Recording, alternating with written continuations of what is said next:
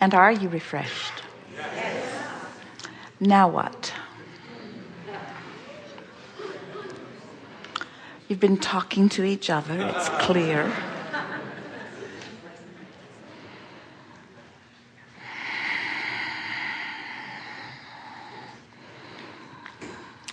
So much more resolved than you know.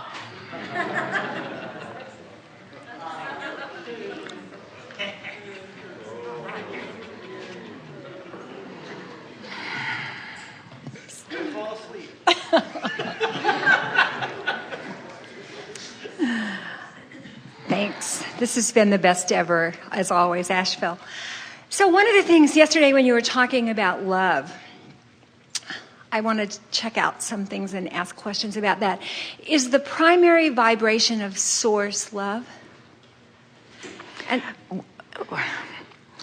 you know how words are semantics, and one person can use a word and mean one thing, and another person can use a word and mean another thing. But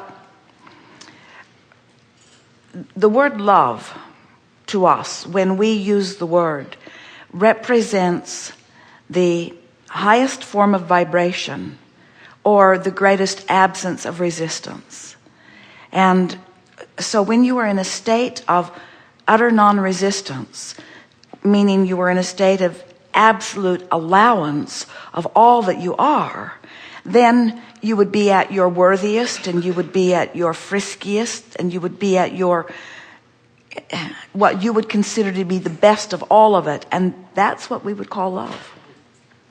So what I got from that yesterday was the absolute beneficence of law of attraction, and that by the principle of love pervades the idea of matching. So law of attraction matches the positive and takes the bounce from the less than positive, so that in the end that is the positive too. Well, law of attraction is responding to, in other words, every point of consciousness, whether it's a one-celled organism or a fully functioning, brilliant human mind, as the focus takes place, and so the vibration is isolated, so to speak, or accomplished, then law of attraction responds to that focused vibration and brings other vibrations like it to it. But the light, it feels like there is this edge of beneficence in it, that the matching is always toward the good, the positive, the amazing, the lovely. The reason for that, but that's not a discretion that law of attraction is making. That's because the dominant vibration is love. Right. So the dominant vibration will always win. That's that clarifying, purifying death experience that we talk about. Yeah. That is so powerful to me, because it makes everything always works out for us, the only thing that is possible. Yes.